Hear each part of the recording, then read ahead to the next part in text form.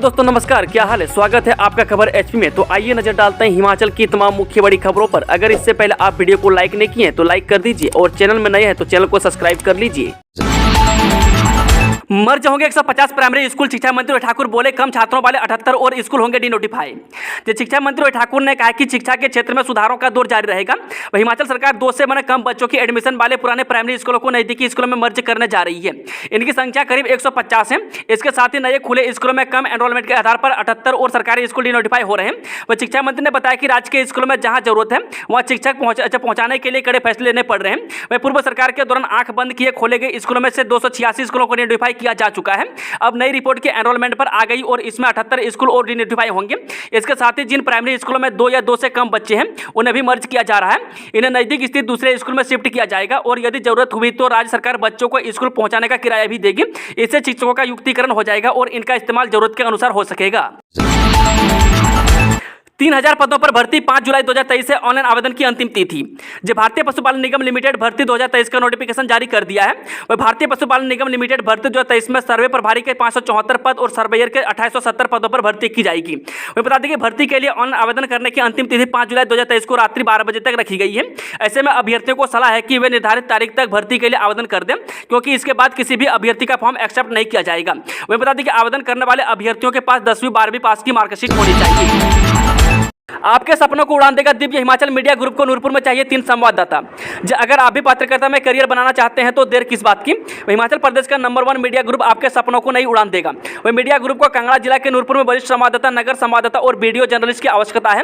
वह क्षेत्र के विकास में सहभागिता के साथ पत्रकारिता के क्षेत्र में नाम कमाने का बेहतरीन अवसर आपके पास है।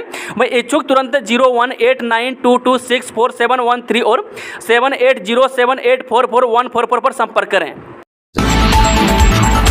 बिजली बोर्ड में आरडीएसएस योजना पर कर्मियों का हुआ हंगामा, एकजुट हुए कर्मचारी। केंद्र सरकार की आरडीएसएस योजना पर बिजली बोर्ड में हंगामा बरप गया है। वह कर्मचारी इस योजना के खिलाफ लामबंद है और जल्द ही सड़क पर उतरने की चेतावनी दी है। वह दरअसल आरडीएसएस में करीब 1800 करोड़ रुपये से स्मार्ट मीटर लगाए जाने हैं। इस प्रक्रिया को लेकर इन दिनों बिजली बोर्ड में प्रबंध किए जा रहे हैं। वह स्मार्ट मीटरिंग की टेंडर प्रक्रिया में केंद्र से अनुमोदित 1800 रुपये करोड़ की योजना के लिए पिछले दिनों बोर्ड में निजी कंपनियों ने लगभग 3000 करोड़ रुपये की निविदाएं लगाई है। इनमें केंद्र से मात्र 400 करोड़ रुपये का अनुदान मिलेगा, जबकि बकाया 2600 करोड़ रुपये का बोझ विद्युत दरों से संभावित 125 रुपये प्रति माह की वृद्धि से प्रदेश के बिजली उपभोक्ताओं पर पड़ने की संभावना जताई जा रही है। वहीं आरडीएसएस के दूसरे भाग बिजली प्रणाली सुधार के लिए प्रस्तावित निविदाओं का भी यही रुझान हो रहेगा। वहीं उधर बिजली बोर्ड के कार्यवाहक प्रबंधन निदेशक हरिकेश मीणा का कहना है कि आरडीएसएस योजना पर उचित कदम उठाए जाएंगे। सेवा विस्तार बंद करें सरकार, सेवानिवृत्त अधिकारियों को नौकरी पर रखने से कनिष्ठ अभियंता। हिमाचल प्रदेश कनिष्ठ अभियंता संघ ने पीडब्ल्यूडी से सेवानिवृत्त हो रहे अधिकारियों को दिए जा रहे सेवा विस्तार पर गहरा दुख प्रकट करते हुए कहा कि नई सरकार भी पिछली सरकार के नक्शे कदम पर चल रही है। उन्होंने मुख्यमंत्री से मांग की है कि मामला संवेदनशील है तथा सैकड़ों अधिकारियों और कर्मचारियों के हितों से जुड़ा है तथा इसे तुरंत प्रभाव से बंद किया जाना चाहिए, अन्यथा हर मंच पर इसका विरोध किया जाएगा। उन्होंने कहा कि यह समझ से परे है कि सरकार की ऐसी क्या मजबूरी है कि पूरी समय सीमा में सरकारी नौकरी का लाभ लेने के बाद भी यह मोह छूट नहीं रहा है। यह बयान संघ के प्रदेशाध्यक्ष राजीव, प्रदेश महासचिव विजय, मुख्य सलाहकार सीताराम, बिलासपुर के जिला प्रधान अनूप, महासचिव अनिल तथा कोषाध्यक्ष दिनेश ने सरकार की कार्यप्रणाली संदेह के घेरे में है, क्योंकि इस प्रकार के सेवा विस्तार देकर कतारों में नौकरी की राह देख रहे युवाओं के साथ भद्दा मजाक हो रहा है। हमीरपुर में 6 जुलाई से 4 दिवसीय दौरे पर रहेंगे सीएम सुक्खू, करोड़ रुपए की परियोजनाओं का करेंगे शिलान्यास। हिमाचल प्रदेश के मुख्यमंत्री सुखविंदर सुक्खू हमीरपुर वासियों को कई सौगातें देने जा रहे हैं। वह मुख्यमंत्री 6 जुलाई से 10 जुलाई तक हमीरपुर जिला के दौरे पर आ रहे हैं। वह करोड़ों रुपए की परियोजनाओं का शिलान्यास करेंगे। वह मुख्यमंत्री नादौर में 6.54 करोड़ रुपए की लागत के जल शक्ति विभाग के विश्राम गृह और 17.22 करोड़ रुपए के बहुउद्देशीय हॉल का शिलान्यास करेंगे। भारत के बजाय अफ्रीकन देशों में प्रयोग होगी R21 मलेरिया वैक्सीन, सीडीएल कसूरी ने परीक्षण में किया पास। भारत में इसके इस्तेमाल के लिए पहले यह ट्रायल जरूरी है। ऑक्सफोर्ड विश्वविद्यालय की ओर से विकसित और सीरम इंस्टीट्यूट ऑफ इंडिया द्वारा नोवावैक्स की सहायक तकनीकी का लाभ उठाते हुए निर्मित और उत्पन्न R21 matrix M malaria vaccine को घाना के घाती व औषधि प्राधिकरण की ओर से देश में उपयोग के लिए लाइसेंस दिया गया है। कृषि मंत्री ने ड्रोन प्रदर्शनी का किया शुभारंभ, का किसानों के लिए मददगार साबित होगी ये तकनीक। कार्यक्रम में पहले दिन ड्रोन डिलीवरी पर एक पैनल चर्चा हुई। वहीं स्काई एयर के फाउंडर श्रीकांत शारदा ने drone for delivering medical supply और लॉजिस्टिक थीम पर जानकारी दी। वहीं बताया गया कि दूर दराज के इलाकों में मेडिकल सप्लाई पहुंचाने में ड्रोन एक गेम चेंजर के रूप में उभरे हैं। वहीं बताया गया कि दूर दराज के इलाकों में मेडिकल सप्लाई पहुंचाने में ड्रोन एक गेम चेंजर के रूप में उभर कर आया है। अगर अभी लोकसभा चुनाव हुआ तो हिमाचल प्रदेश में किसका बजेगा डंका? टाइम्स नाउ भारत के सर्वे में हुआ खुलासा। जो लोकसभा चुनाव 2024 में अब कुछ महीने बाकी है, इसमें बीजेपी समेत पूरा विपक्ष चुनाव की तैयारियों में जुट गया है। इस बार के चुनाव में बीजेपी की नज़र जहां हैट्रिक जमाने पर है, वहीं कांग्रेस समेत दूसरे दल बीजेपी को सत्ता से बेदखल करने की पुरजोर कोशिश कर रहे हैं। ऐसे में टाइम्स नाउ भारत के सर्वे के अनुसार हिमाचल प्रदेश में अभी अगर लोकसभा चुनाव हुआ तो सुखविंदर सिंह सुक्खू की अगुवाई वाले कांग्रेस को 0 से 1 सीट मिलने की संभावना है। वहीं बीजेपी को 3 से 4 सीटें मिलने का अनुमान जताया गया है, जबकि अन्य को 0 सीट मिलने की आशंका है। हिमाचल में आपदा से निपटने की तैयारी, एसडीआरएफ के 126 जवानों को किया गया ट्रेंड। जो हिमाचल आपदा की दृष्टि से बेहद ही संवेदनशील राज्य है। यहाँ भूकंप, भूस्खलन और बादल फटने की घटनाएं आए दिन सामने आती रहती है। उसको देखते हुए राज्य में राज्य आपदा प्रतिक्रिया बल को मजबूत किया जा रहा है, ताकि समय रहते जानमाल की हानि होने से बचा जा सके।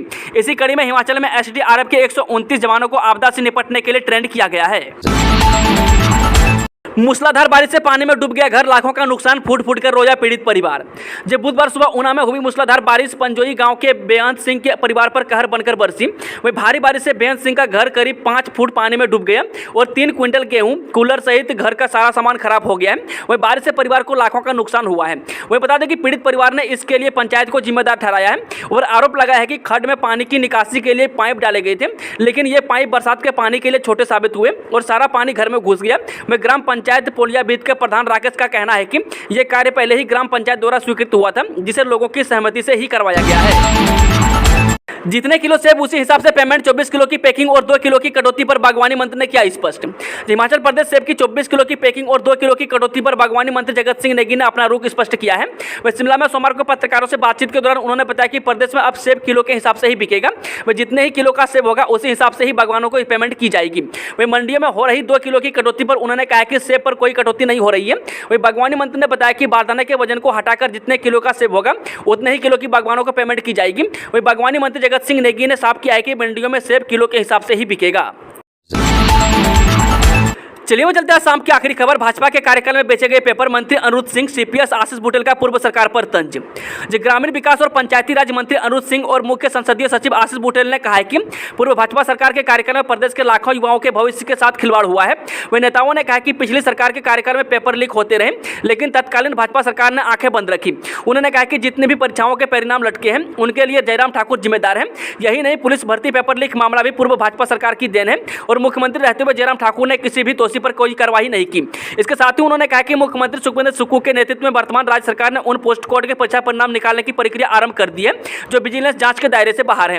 इसके साथ ही उन्होंने कहा कि कुछ भर्तियों के परिणाम घोषित कर दिए गए हैं और अन्य के परिणाम भी शीघ्र घोषित किए जाएंगे। दोस्तों, आज की खबरों का सिलसिला समाप्त होता है। अगर जानकारी पसंद आई तो वीडियो को लाइक, शेयर, चैनल को सब्सक्राइब जरूर करें।